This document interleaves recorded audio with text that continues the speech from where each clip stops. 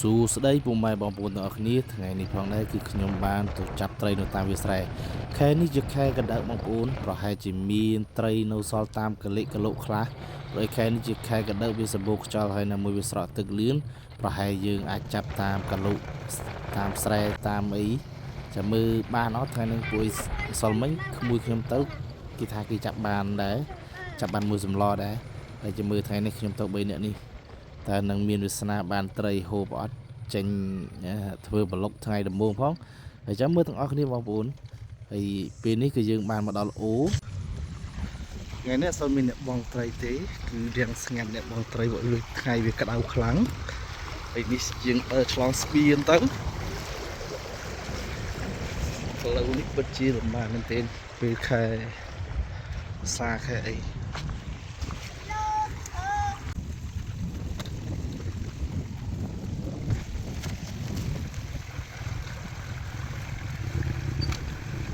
មកដល់ហើយ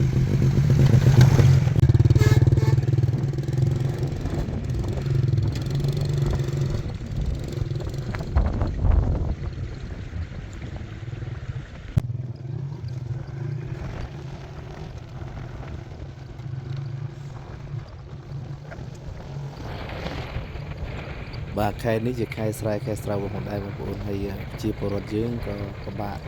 ในការដើរដែរព្រោះផ្លូវក៏ពិបាកដែរបងប្អូនហើយផ្លូវនេះគឺតែងតែដាច់ជារៀងរាល់ឆ្នាំផងដែរហើយជាកសិករយើងក៏លំបាកណាស់ដែរព្រោះឆ្នាំនេះស្រូវរាំងថោកផងបងប្អូនហើយពិតជាអាណិតវិជាកសិករយើងមែនទែនគឺគាត់តស៊ូខ្នះខ្នែងប្រឹងប្រែងមកពេញការងារធ្វើស្រែចម្ការរបស់គាត់បានល្អមែនទែនប៉ុន្តែធ្វើយ៉ាងណាទេព្រោះស្រូវឆ្នាំនេះពិតជាតម្លៃថោកខុសពីធម្មតាធ្វើឲ្យអ្នកស្រែយើងជួបការលំបាកជាខ្លាំងហើយយ៉ាងណាក៏ដោយក៏ត្រូវតស៊ូទៅមុខទៀតព្រោះធ្វើស្រែគេនិយាយថាធ្វើមួយឆ្នាំខុសមួយឆ្នាំក្រោយគឺអាចត្រូវ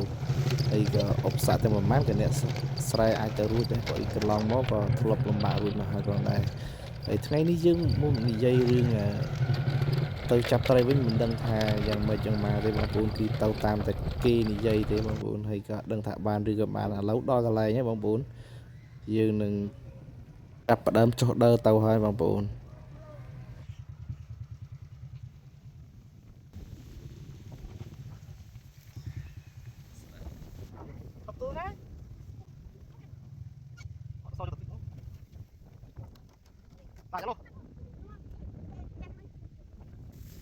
ហើយចំណាយទៅចាប់ត្រីទៅមានអត់ទេព្រោះថ្ងៃសុំមិញគេចាប់បានថ្ងៃនេះយើងទៅចាប់ជាមួយនឹងទូនគ្នាអាចខ្មាំងរបស់គ្នាហើយតែមើលទៅណាសង្ឃឹមបានតែសង្ឃឹមបានតែរយវិញមានប្រហែលតែរយតែមិនજાયទេតែធម្មតាចាំបានគេនិយាយអត់តែកាត់ស្រូវគេទៀតអីទេស្រូវអ្នកស្គាល់គ្នាដែរតែចាប់ស្រូវគេវិញ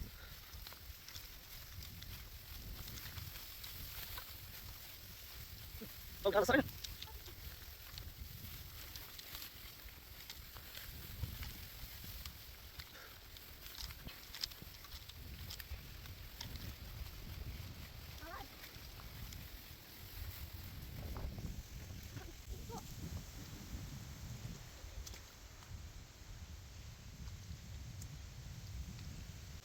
មកទៀតមក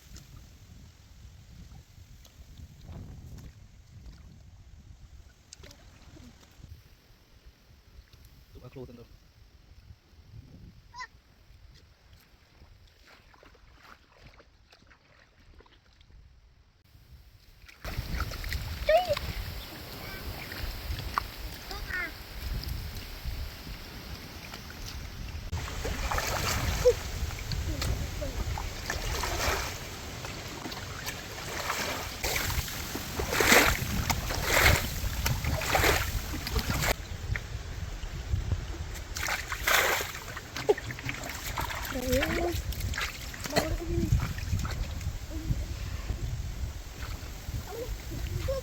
tay tiếp đấy tiếp không á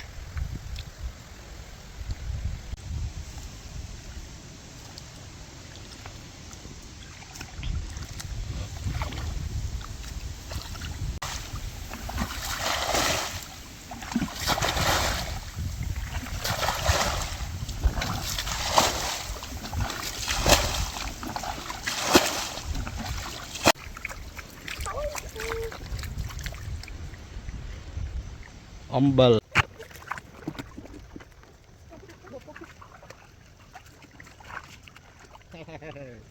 Con trai mui. Thấy, tay không như sắm.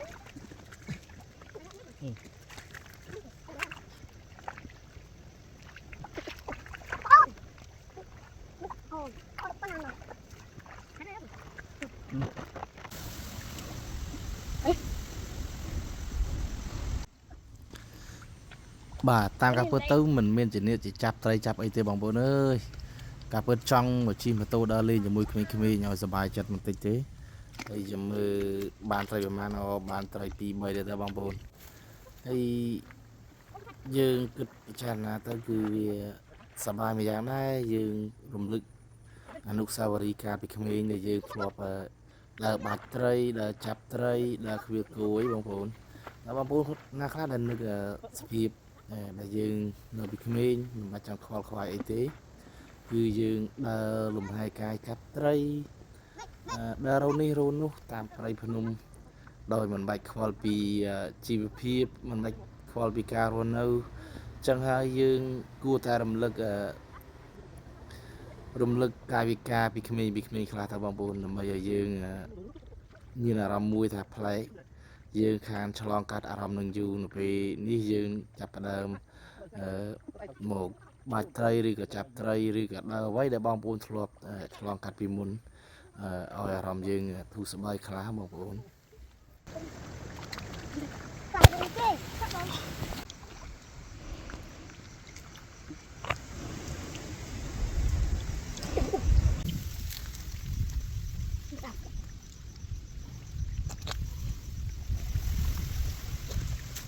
không thằng được